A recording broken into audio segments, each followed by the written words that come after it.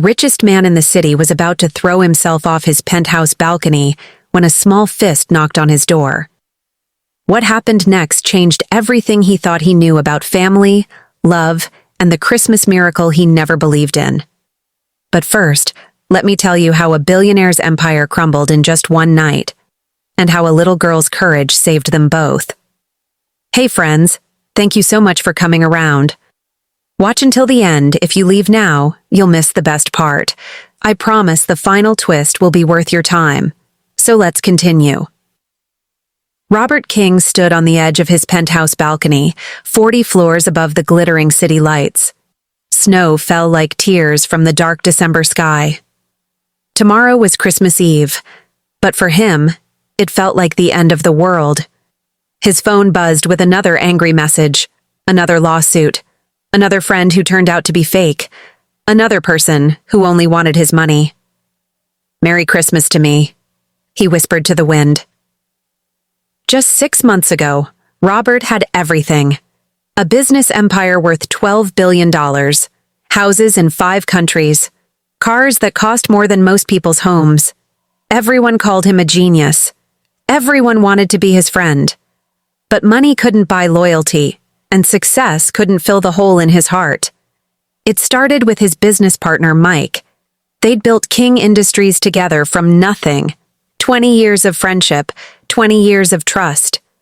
Then Robert found out Mike had been stealing from the company. Millions of dollars. Gone. "You were my brother," Robert had said when he confronted him. Mike just laughed. "Brothers don't leave brothers behind. You got rich and forgot where you came from." That was 3 months ago. Since then, everything fell apart like dominoes. The scandal hit the news. Investors pulled out. Employees quit. His girlfriend Sarah left him for a younger, richer man. "I never loved you," she'd said, throwing her engagement ring at his feet. "I loved your money." Now his company was bankrupt. His so-called friends avoided his calls. His family? He had none left. His parents died years ago. No wife, no kids. Just him and his empty penthouse. Robert looked down at the street far below. The wind pushed him forward slightly. It would be so easy, so quick. But then, knock, knock, knock. He froze. Who could that be? Security didn't call. No one visited anymore. Knock, knock, knock. More urgent this time. Robert stepped back from the edge. Maybe it was lawyers with more bad news, or reporters wanting a story about his downfall. He almost ignored it. But something made him walk to the door. Maybe it was curiosity. Maybe it was hope. He looked through the peephole and gasped. A small girl stood in the hallway, maybe 8 years old, brown hair and pigtails, wearing a thin coat that looked too big for her. She was shivering. Robert opened the door slowly. "Are you Mr. King?" she asked in a tiny voice. "Yes. Who are you? How did you get up here?" The girl looked up at him with big brown eyes. "My name is Emma. My mom used to work for you." Robert's mind raced. He'd had hundreds of employees. A cleaning lady? A secretary? He couldn't remember any Emma. "I need your help," the girl continued. "My mom is in the hospital. She's really sick. They say she might die." Robert's heart clenched. This little girl was alone, just like him. "Where's your dad?" he asked gently. Emma looked down. "I don't have one. It's just me and Mom." "How did you find me?" "Mom told me if anything bad happened, I should come to Mr. King. She said you were a good man who helps people." Robert almost laughed. Good man? He was a failure. A broken billionaire who couldn't even help himself. But looking at this brave little girl, something stirred in his chest. Something he hadn't felt in months. Purpose. "Come inside," he said. "It's cold out here." Emma stepped into the penthouse, her eyes wide with wonder. Even with most of his expensive things sold to pay debts, it was still impressive. "Wow," she whispered. "It's like a castle." Robert made her hot chocolate and wrapped a blanket around her shoulders. She was so small, so fragile. How had she made it here alone, Tell me about your mom, he said softly. Emma's face lit up despite her worry. Her name is Maria. She's the best mom in the world. She works 3 jobs to take care of me. She sings while she cleans houses. She makes the best cookies. And she always says good things about you. Good things about me? Robert was confused. I don't remember your mom. What's her last name? Santos. Maria Santos. Robert thought hard. Santos. Santos. Then it hit him like lightning. 5 years ago, his main office building. There was a night janitor who always smiled and said hello. A small woman who worked while everyone else slept. He'd talked to her a few times when he worked late. She always asked about his day, really listened to his answers. She was one of the few people who treated him like a human being, not a walking bank account. Then one night, she was gone. His assistant said she quit. He never thought about it again. I remember now, he said quietly. She worked nights in my office building. Emma nodded excitedly. She said you were always kind to her. You learned her name when other bosses didn't. You asked about me. You gave her a Christmas bonus that helped us buy food for a month. Robert felt ashamed. That Christmas bonus was probably just $50 to him. Nothing. But to Maria and Emma, it meant everything. Why did she leave? He asked. Emma's smile faded. She got sick the first time, cancer. She needed treatment during the day, so she couldn't work nights anymore. She was too proud to ask for help. Robert's chest tightened. While he was making millions, this woman was fighting for her life, and he never knew. Is the cancer back? Emma nodded, tears filling her eyes. Worse this time. She's been in the hospital for 2 weeks. The doctors say she needs an operation, but... But what? We don't have insurance. The operation costs $30,000. I don't know what that means, but the doctors say without it, she'll die. $30,000. Once upon a time, Robert spent more than that on a single dinner party. Now, he had maybe $5,000 left in his personal account. Everything else was frozen by the courts. But looking at Emma's tear-filled eyes, he made a decision that surprised him. We'll figure something out, he promised. Emma threw her arms around him. Really? You'll help us? Robert held the little girl close, and for the first time in months, he felt like maybe he wasn't completely worthless. Really. But first, let's go see your mom. St. Mary's Hospital was on the other side of the city. Robert had driven past it 1,000 times in his fancy cars, never thinking about the people inside fighting for their lives. Now he sat in the passenger seat of a taxi, holding Emma's hand. She'd refused to let go since they left his penthouse. Is your mom expecting you? He asked. Emma looked guilty. I kind of snuck out. The nurse said visiting hours were over, but I was scared. Mom looked so weak today, and she kept talking about Christmas like it might be her last one. Robert squeezed her hand. It won't be. But inside, he wasn't sure. What could he really do? He was broke, powerless, a fallen king with no kingdom. They arrived at the hospital as snow began falling harder. The lobby was busy even late at night. Families waiting for news, doctors rushing between patients, life and death happening all around them. Emma led him to the elevator. Room 412, she said. Robert's hands were shaking. Why was he so nervous? He'd given presentations to world leaders, negotiated billion-dollar deals. But the thought of facing this sick woman terrified him. What if she blamed him for not doing more when she worked for him? What if she thought he was just showing up now to feel better about himself? Room 412 was quiet. Through the door window, Robert saw a small woman lying in a hospital bed. She looked pale and thin, but even sleeping, she had a peaceful expression. That's her, Emma whispered. Maria Santos looked nothing like the confident janitor he remembered. That woman had seemed strong despite her small size. This woman looked fragile as glass. Emma pushed open the door. Mom? Maria's eyes opened slowly. When she saw Emma, she smiled weakly. Mija, you're supposed to be with Mrs. Chen next door. I know, but I brought someone to see you. Maria noticed Robert standing behind Emma.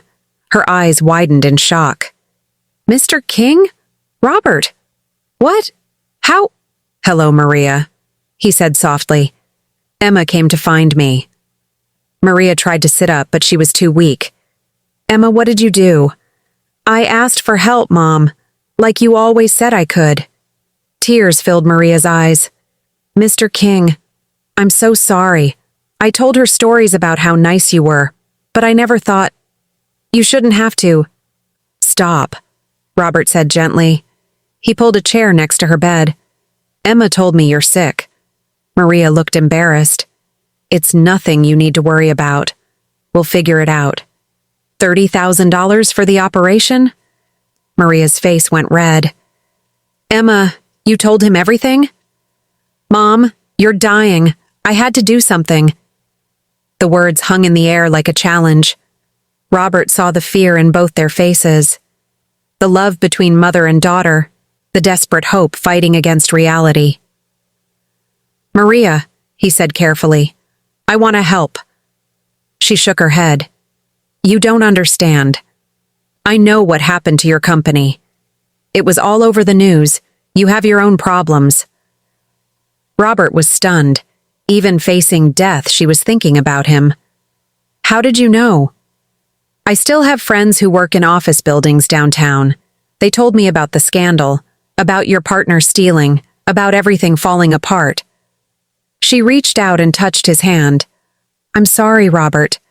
I know how much that company meant to you. For months, people had either attacked him or avoided him, but this dying woman was offering him comfort. The company was just money, he said, and realized he meant it. You and Emma are real. Maria smiled through her tears. You always were different from other rich people. I'm not rich anymore. Good, she said, surprising him. Maybe now you can find what really matters. A nurse came in. Visiting hours are over. The patient needs rest. Robert stood up, but Emma grabbed his arm. You won't leave us, will you? She asked. He looked at Maria, who was watching him with hope in her tired eyes. Two people who barely knew him, trusting him completely. I'll be back tomorrow, he promised. We're going to figure this out.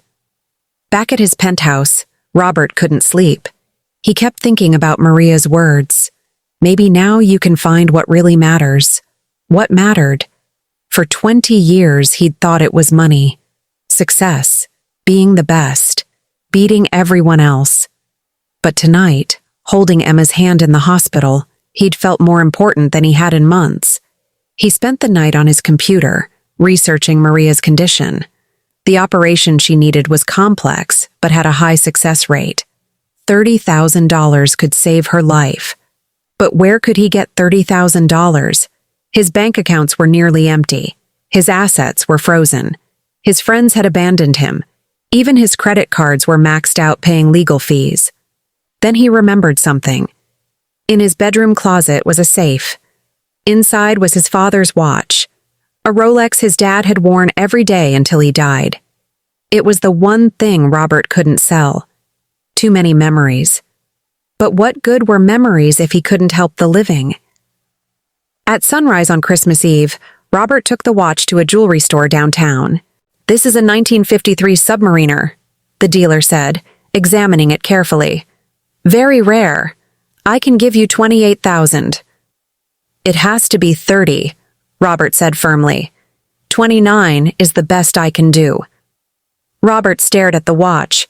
His father's hands had worn the metal smooth. His father, who'd taught him that a man's worth wasn't in what he owned, but in what he did for others. Deal, he said. With the cash in an envelope, Robert rushed back to the hospital, but when he got to room 412, it was empty. His heart stopped. Was he too late? Excuse me, he asked a nurse. Maria Santos, where is she? The nurse looked sad. She was moved to intensive care an hour ago. Her condition got worse overnight. Robert ran to the ICU. Emma was in the waiting room, crying in the arms of an elderly woman. "Emma," he called. She ran to him. "Mr. King, Mom collapsed this morning. They won't let me see her." "What did the doctors say?" The elderly woman introduced herself as Mrs. Chen, their neighbor. "They said if she doesn't have the operation today, it might be too late." Robert's hands shook as he pulled out the envelope. "Here's the money." Mrs. Chen gasped. $30,000? How did you? That doesn't matter. Where do I pay? A doctor appeared. Dr. Williams, according to his badge. He looked tired and serious. "Are you family?" he asked Robert. "I'm a friend." "We need to operate immediately. The insurance situation—" "There's no insurance situation," Robert interrupted, handing him the envelope. 30,000 cash. Dr. Williams stared at the money in shock. "Sir, are you sure?" "Save her life. That's all that matters." The operation took 6 hours. 6 hours of sitting in plastic chairs, drinking bad coffee, and watching Emma try to be brave. She told him stories about her mom, how Maria sang Spanish lullabies when Emma had nightmares, how she worked 3 jobs but never missed a school play, how she saved money all year to buy Emma one special Christmas gift. "What did you ask for this year?" Robert asked. Emma looked embarrassed. "It's silly. Tell me." "A bike. There's a red one in the toy store window. But I know we can't afford it." Robert's heart ached. This little girl had asked for one simple gift while her mother was dying, and even that seemed impossible. As afternoon turned to evening, Robert thought about all the Christmases he'd wasted. Expensive parties with fake friends. Gifts that cost thousands but meant nothing. He'd had everything money could buy, but he'd never had what Emma and Maria had. Real love. Finally, Dr. Williams appeared. His surgical mask was down and he was smiling. "The operation was successful," he said. Emma jumped into Robert's arms, crying with relief. He held her tight, his own tears falling freely. "She's going to be okay?" he asked. "It'll be a long recovery, but yes, we got it all. The cancer is gone." Robert felt lighter than he had in months, maybe years. This was what winning really felt like. Not beating competitors or making profits, saving someone you cared about. "Can we see her?" Emma asked. "She's still sleeping, but yes, just for a few minutes." Maria looked peaceful in her hospital bed. Color was already returning to her cheeks. Emma held one of her hands while Robert stood at the foot of the bed. "Thank you," Emma whispered to him. "Thank you," he replied, and meant it. This little girl had saved his life just as much as he'd saved her mother's. That evening, Mrs. Chen took Emma home to rest. Robert stayed at the hospital, sitting beside Maria's bed. He needed to be there when she woke up. Around midnight, her eyes fluttered open. "Robert?" she whispered. "I'm here. How do you feel?" "Tired, but different. Better." She tried to sit up. "Emma?" "She's safe, sleeping at home. The operation worked, Maria. You're going to be fine." Tears ran down her cheeks. "How? We didn't have the money." Robert took her hand. "I sold something important to me, but it wasn't as important as you and Emma." "What did you sell?" "My father's watch. It was all I had left of him." Maria squeezed his hand. "He would be proud of you." "Would he? I lost everything. My company, my money, my reputation. I'm a failure." Maria looked at him with wise eyes. "Is that what you think?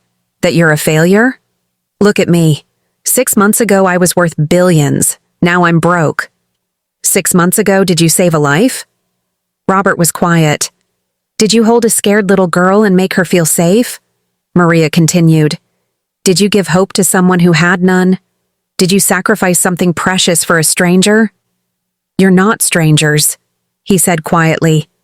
"Exactly. We're family now. And family is the only wealth that really matters."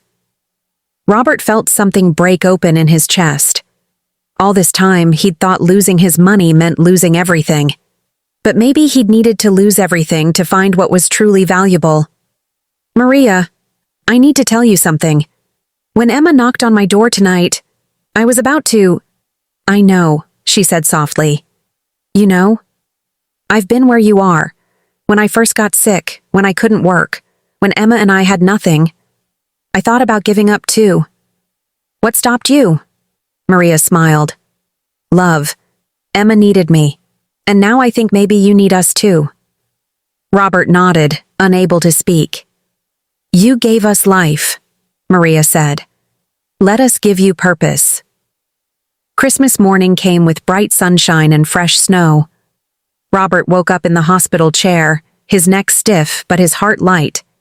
Maria was sitting up, eating breakfast. She looked stronger already. Merry Christmas, she said. Merry Christmas. How are you feeling? Like I want to go home and hug my daughter. Dr. Williams appeared with good news.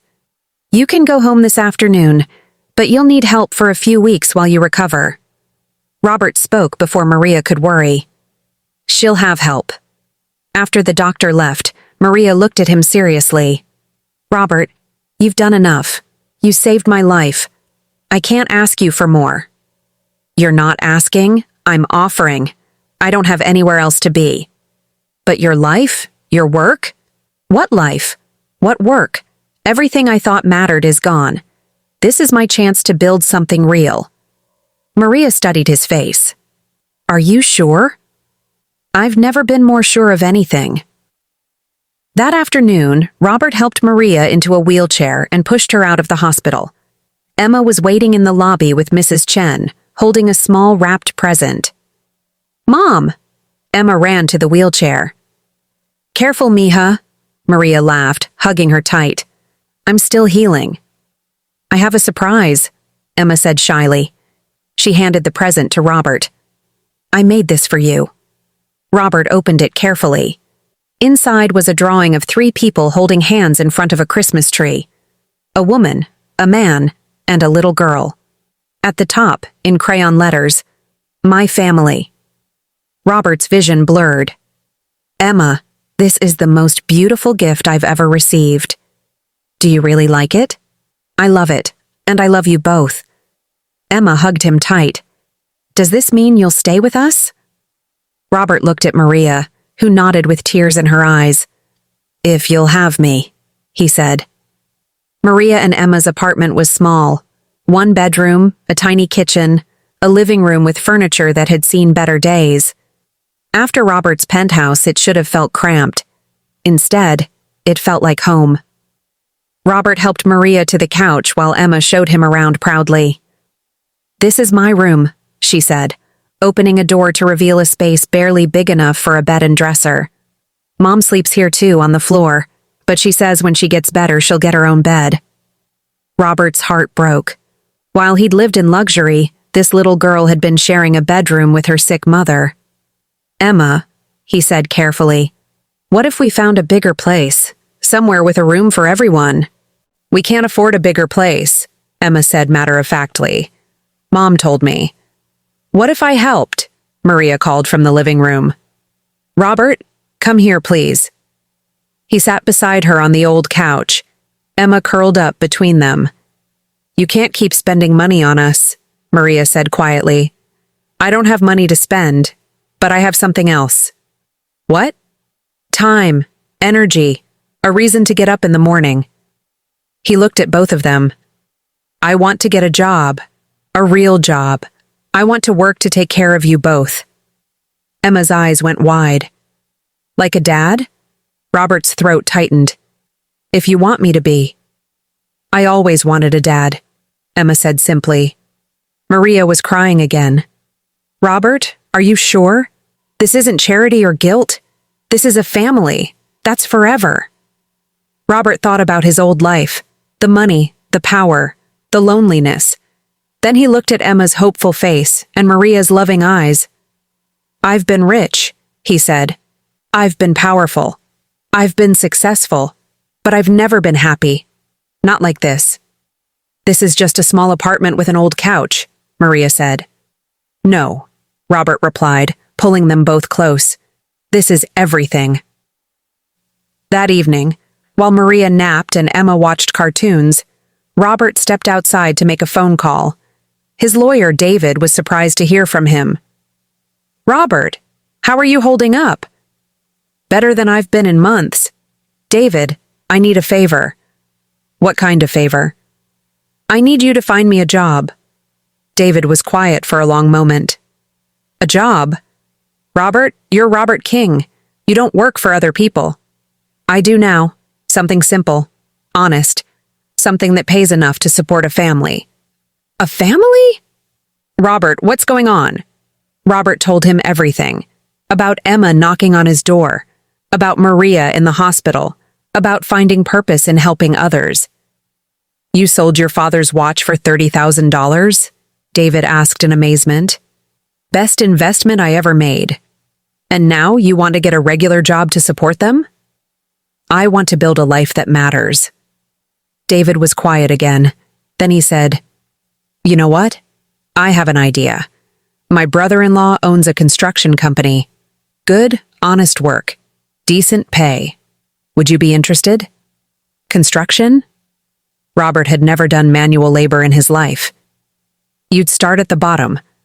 Learn on the job. It's hard work, but my brother-in-law is a good man. He'd give you a chance." Robert looked through the window at Emma and Maria on the couch, Emma reading a book to her mom. This was what he wanted to work for. "Set up the interview," he said. 2 days after Christmas, Robert put on jeans and work boots for the first time in 20 years. He was nervous walking into Murphy Construction, but Tom Murphy turned out to be exactly what David had promised. A good man. "So you're the famous Robert King?" Tom said, looking him up and down. "Dave tells me you want to learn construction." "I want to learn honest work." Tom smiled. "Fair enough. But I won't go easy on you because you used to be rich. Everyone starts at the bottom here." "That's all I'm asking for." "Can you be here at 6 a.m. every morning?" "Yes." "Can you take orders from men half your age?" "Yes." "Can you work in all weather, heat, cold, rain?" "Yes." Tom studied him carefully. "Why do you really want this job?" Robert thought about lying, making up a story about needing quick money. But Tom's honest face deserved the truth. "I have a little girl and her mother to take care of. They saved my life. Now I want to build a life worth saving." Tom's expression softened. "You start Monday. $7 an hour to begin." $7 an hour. Robert used to make that much in seconds. But walking back to Maria and Emma's apartment, he felt richer than he ever had. The first week nearly killed him. Robert's soft hands blistered, his back ached. He'd never been so tired in his life. But every evening, he came home to Emma's excited questions about his day and Maria's proud smile. She was getting stronger each day, and seeing him work hard to provide for them seemed to heal her faster than any medicine. "Tell me about the building you're working on," Emma would say while they ate dinner together around the small table. "It's going to be a school," Robert would explain, showing her pictures on his phone, "for kids just like you." "You're helping build a school?" Emma's eyes shone with admiration. "That's so cool." The other workers had been suspicious at first. They'd heard about the famous billionaire who'd lost everything. But Robert never complained, always volunteered for the hardest jobs, and brought coffee for everyone on cold mornings. Slowly, they accepted him. "You know," his supervisor Jake said one Friday afternoon, "when Tom first told us Robert King was joining the crew, we thought it was a joke." "What do you think now?" Robert asked, wiping sweat from his face.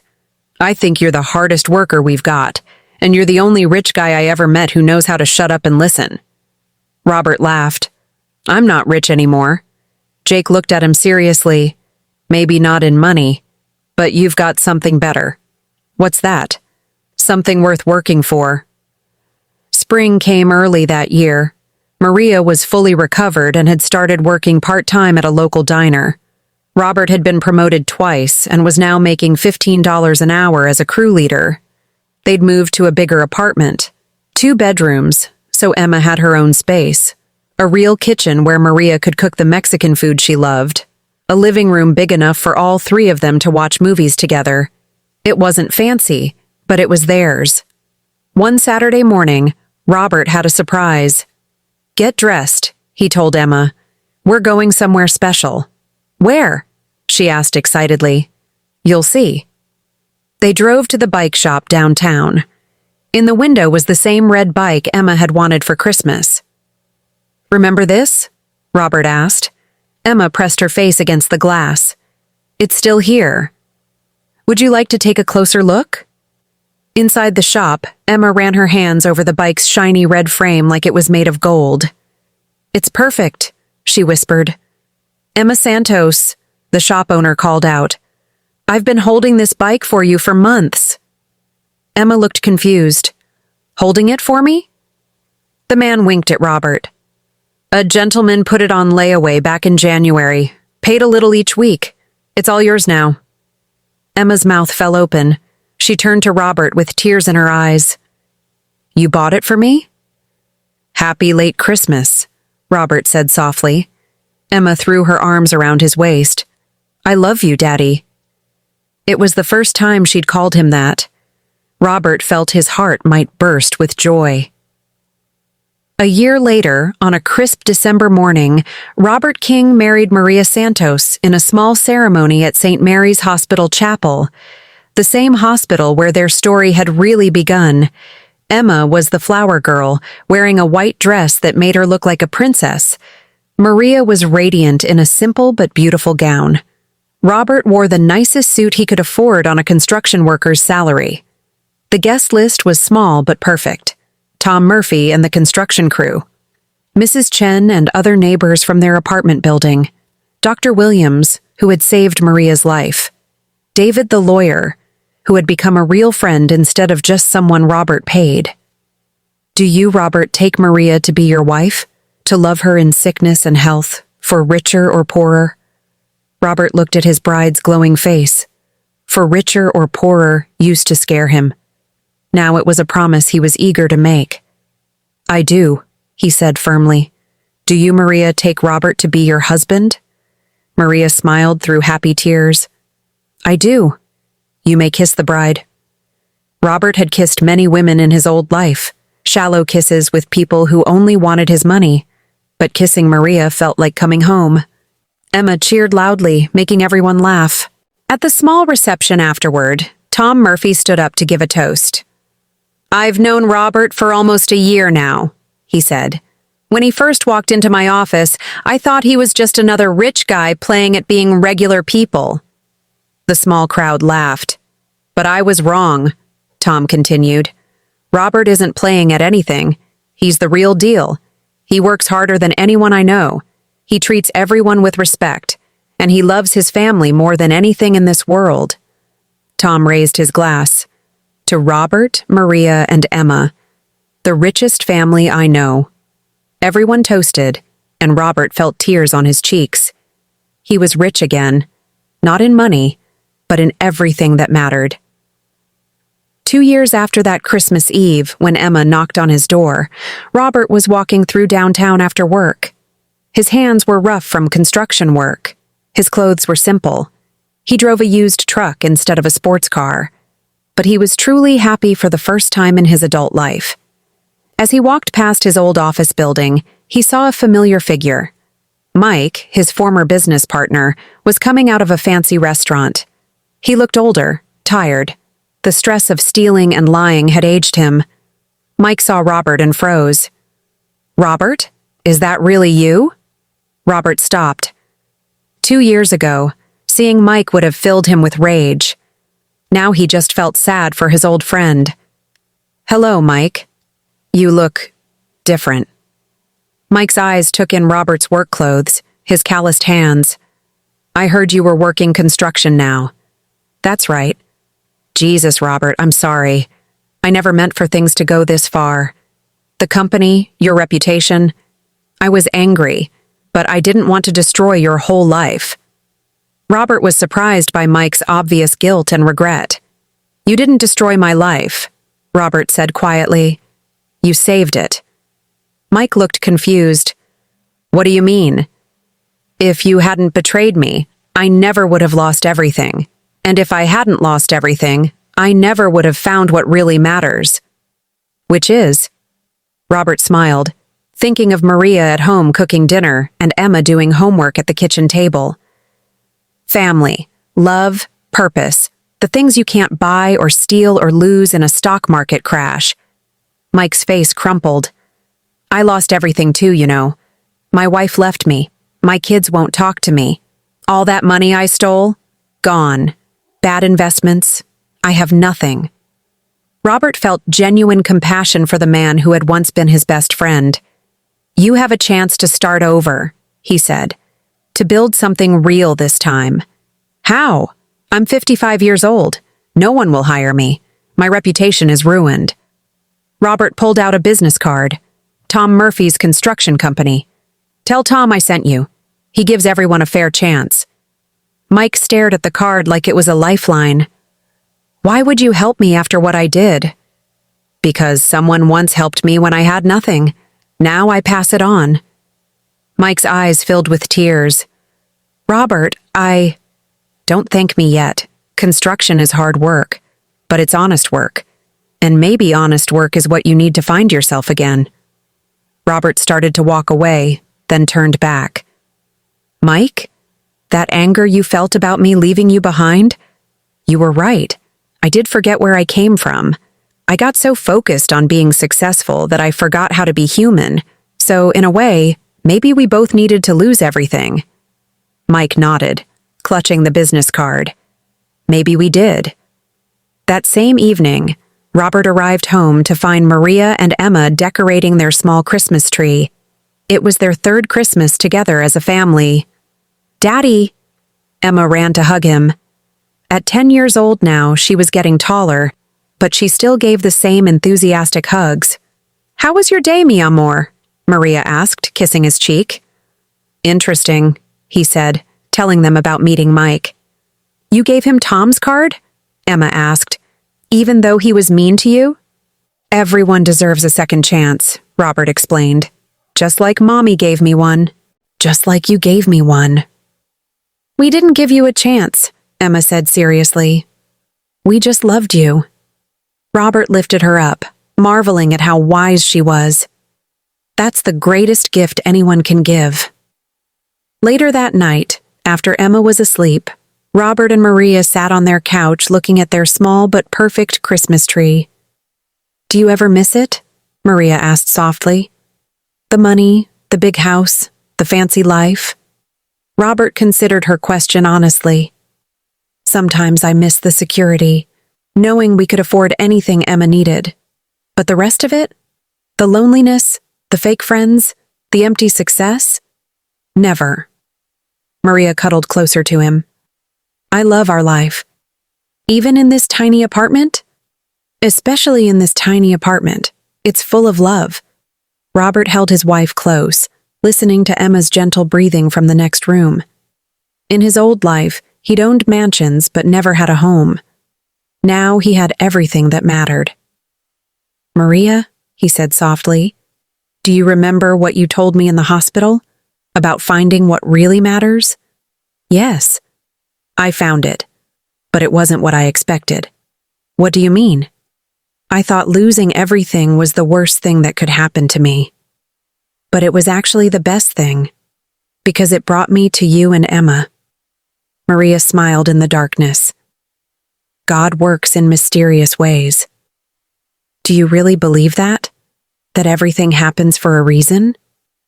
I believe love finds a way, even when it seems impossible. Robert thought about the chain of events that led them here. Mike's betrayal, his company's collapse, his desperate night on the balcony, Emma's brave knock on his door, Maria's illness. All of it had seemed like disaster at the time, but every tragedy had led to something beautiful. I have something to tell you, Maria said suddenly. What? She took his hand and placed it on her stomach. We're going to have a baby. Robert's heart stopped. What? Really? I found out today. Dr. Williams says everything looks perfect. Robert was speechless. A baby. A child who would call him Daddy from the very beginning. A little brother or sister for Emma. Are you happy? Maria asked nervously. Robert kissed her deeply. I'm the happiest man alive. Emma was thrilled about the baby. She immediately started planning how to be the best big sister in the world. I'll teach the baby how to ride a bike, she announced at dinner, and how to draw pictures, and how to be brave when they're scared. Just like you were brave when you came to find me, Robert said. Emma smiled proudly. I knew you would help us. Mom always said you had a good heart. Over the following months, Robert worked extra hours to save money for the baby. He picked up weekend jobs, painted houses in the evenings, did whatever it took to provide for his growing family. Tom Murphy noticed his dedication and promoted him again, this time to site supervisor. The pay raise came just in time. You know, Tom said one day, I've been thinking about expanding the business, maybe bringing in a partner. That sounds exciting, Robert replied, not sure where the conversation was going.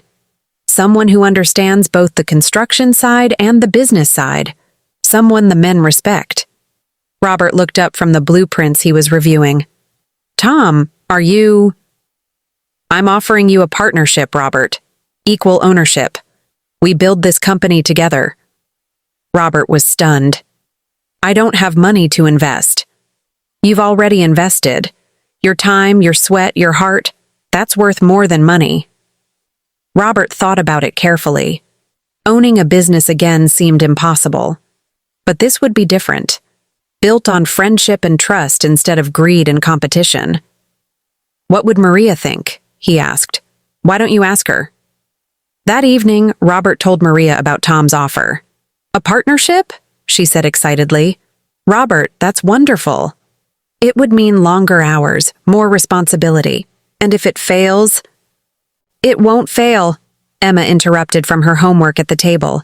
You're the best builder in the world. Maria took Robert's hands. You're not the same man who lost his company before. You're stronger now, wiser, and you have us to keep you grounded. Are you sure? I'm sure that whatever you decide, we'll face it together. Robert smiled. Together was his favorite word now. The next day, he shook hands with Tom Murphy. Murphy King Construction was born. 5 years later, Murphy King Construction had become one of the most respected companies in the city. They specialized in affordable housing and community projects, schools, hospitals, playgrounds. Robert's business philosophy had changed completely. Instead of maximizing profit, they focused on doing good work for fair prices. Instead of crushing competitors, they collaborated with other small businesses. Instead of exploiting workers, they offered good wages and benefits. You know what's funny? Tom said one day as they watched their crew breaking ground on a new elementary school. We make less money per project than most companies, but we're more successful than ever. Success isn't just about money, Robert replied, watching Emma, now 15, helping Maria with their son Michael, who was 4 years old and full of energy. Maria had suggested they bring the kids to see Robert's work. Michael was fascinated by the big machines, while Emma took pictures for a school project about careers. Daddy builds schools, Michael announced proudly to anyone who would listen. That simple statement meant more to Robert than any business award he'd ever received. Their newest project was especially meaningful, a community center in the neighborhood where Maria and Emma used to live.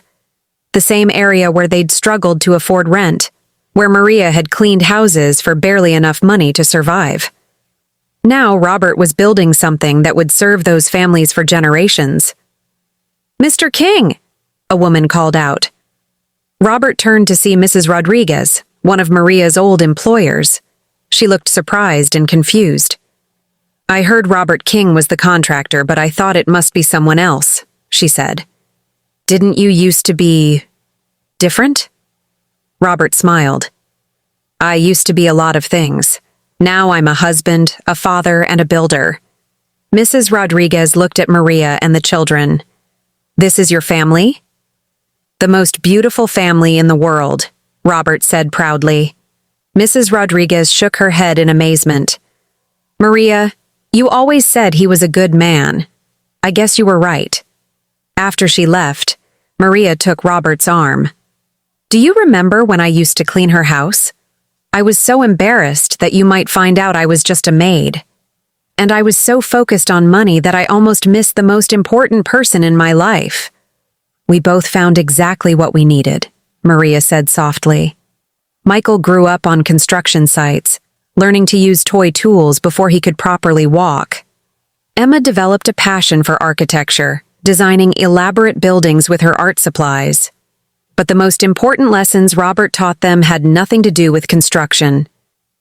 "Why do we work so hard, Daddy?" Michael asked one evening as they built a model house together. "What do you think?" Robert asked back.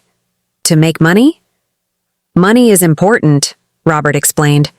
"We need it to buy food and clothes and to keep our house warm. But that's not why we work hard." "Then why?" "We work hard because the work matters. Every school we build gives kids a place to learn. Every house we build gives a family a home. When our work helps other people, it makes us happy inside." Emma looked up from her homework. "Is that why you gave up being super rich? To do work that matters?" Robert considered the question. At 15, Emma was old enough for the whole truth. "I didn't give up being rich," he said carefully. "I learned what being rich really means." "I don't understand. When I had millions of dollars, I was actually very poor. I had no real friends, no family who loved me, no purpose except making more money." "But now you have us," Michael said matter-of-factly. "Now I have everything. A wife who loves me, children who are proud of me, work that makes the world better, friends who trust me. That's real wealth." Maria smiled from the kitchen where she was cooking dinner. These conversations happened often in their house. Robert never wanted his children to make the same mistakes he had. "Will you teach me to build things when I'm bigger?" Michael asked. "If that's what you want to do. But the most important thing I'll teach you is how to build a good life." "How do you do that?" Robert looked around their small but warm home, at his wife humming while she cooked, at his daughter working hard on her studies, at his son's curious, loving eyes. "You do it with love," he said simply. "Everything else is just details." On Christmas Eve, exactly 7 years after Emma first knocked on his door, Robert received an unexpected phone call. "Mr. King? This is Jennifer Walsh from Walsh Associates Law Firm. I'm handling the estate of Michael Patterson." Robert didn't recognize the name. "I think you have the wrong number. You knew him as Mike Brennan. He changed his name after the legal troubles." Robert's heart sank. Mike, his former partner, his former friend. "What happened?" "He passed away last week. Heart attack. I'm calling because he left something for you in his will." Robert was shocked. He'd seen Mike occasionally over the years. True to Robert's recommendation, Tom had given him a job. Mike had worked hard, kept his head down, slowly rebuilt his life. But they'd never been close again. "What did he leave me?" "A letter, and instructions for a trust fund." "Trust fund?" "Mr. Patterson saved every penny he earned over the past 7 years. He lived in a tiny apartment, drove an old car, spent almost nothing on himself. The money is for your children's education." Robert couldn't speak. "Mr. King, are you there?" "How much?" Robert finally asked. $87,000. Enough to send both Emma and Michael to college. Mike had worked himself to death to give Robert's children the opportunities he'd destroyed for his own. "There's also a letter. Would you like me to read it?" "Yes, please." Jennifer cleared her throat and began reading. "Dear Robert, if you're hearing this, I'm gone. Good. I've been wanting to face you for years, but I was too ashamed. You were right about honest work. These past 7 years at Murphy King have been the best of my life. Not because I was happy. I'll never forgive myself for what I did. But because I finally understood what you tried to tell me that day we met downtown. I destroyed our friendship and your company because I was jealous. You had everything, and I felt left behind. But I was wrong about what you had. The real treasure wasn't your money. It was your heart. You always cared about people. You just forgot for a while. When I saw you with your family, when I heard about the construction company you built with Tom, when I watched you treat every worker with respect, I finally understood who you really were. This money isn't enough to make up for what I stole from you, but maybe it can help your children become the kind of people you've become. Tell Emma and Michael their honorary Uncle Mike loved them, even though he never met them. Take care of your family, Robert. You found what really matters. Your friend, Mike. Robert was crying by the time Jennifer finished reading. Mr. King? I'm here. Thank you for calling. The money will be transferred to an education account for the children. Was there anything else? Was he alone when he died? Jennifer's voice softened. No. Tom Murphy was with him, and several co-workers from the construction site. He'd built a family there, in his own way. After hanging up, Robert sat in his truck outside the house for a long time. Mike had spent his final years trying to make amends for his mistakes. He'd died alone, but not lonely, surrounded by people who respected the man he'd become. Inside the house, Maria was helping Michael hang stockings while Emma decorated cookies. The scene was so perfect, so full of love, that Robert's heart ached. "You're late," Maria said when he came in. "We saved you some cookies to decorate." "Mike died," Robert said quietly. Maria's face filled with compassion. "Oh, mi amor. I'm sorry." Robert told them about the trust fund, about Mike's letter, about his years of working to redeem himself. "He must have really loved you," Emma said thoughtfully. "He loved the idea of me, the person he remembered from when we were young and hopeful." "No," Maria said firmly. "He loved who you became. That's why he worked so hard to give something to our children." Robert looked at his family gathered around their small Christmas tree. 7 years ago, he'd thought his life was over. Now, every day felt like a gift. "What would you have done?" he asked Maria. "If Mike had asked for forgiveness?" "I would have given it," she said without hesitation. "Forgiveness isn't about what people deserve. It's about what we need to let go." "I wish I could have told him that." "Maybe he knew," Emma said softly. "Maybe that's why he was able to change."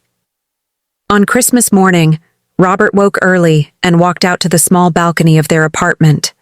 No longer 40 floors above the city, just high enough to see the sunrise over the buildings where people were waking up to open presents with their families. 7 years ago, he'd stood on a different balcony, ready to end his life.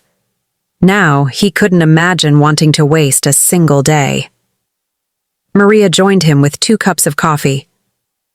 "What are you thinking about?" she asked. "Mike, Emma knocking on my door, you in the hospital, all the moments that led us here." "Any regrets?" Robert considered seriously. "I regret that it took me so long to understand what mattered. I regret the years I wasted chasing money instead of meaning. I regret that Mike felt he had to earn forgiveness instead of just asking for it. But I can't regret the path that brought me to you and Emma and Michael. Even the painful parts were necessary."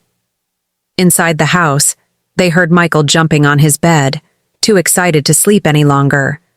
"Mama, Daddy, Santa came. There are presents." Emma's voice followed, more mature but equally excited. "Michael, let them have their coffee first." "I guess Christmas officially starts now," Maria laughed. They went inside to find Michael bouncing with anticipation and Emma trying to be patient. Under their small tree were simple gifts, nothing expensive, but everything chosen with love. Robert gave Maria a necklace he'd made himself in his spare time with a pendant shaped like a tiny house. "For the home you gave me," he said. Maria gave him a photo album filled with pictures from their 7 years together, every important moment documented. "So you never forget how far we've come," she whispered. Emma gave everyone handmade gifts. A drawing for her mom, a wooden pencil holder she'd crafted in school for Robert, and a big sister survival kit for Michael. Michael, with 4-year-old enthusiasm, gave everyone hugs and sticky kisses, declaring them the best presents ever. After the gifts were opened and breakfast was eaten, they walked to the park where Robert had built a playground 2 years earlier. Children were playing on the swings and slides, their laughter echoing in the cold air. "You built this, Daddy," Michael said proudly. "We all built this," Robert corrected. "Tom and I designed it. Our crew constructed it. Your mom helped choose the colors. You and Emma tested every piece of equipment. It's perfect," Emma said, taking pictures with the camera that had been her main Christmas gift.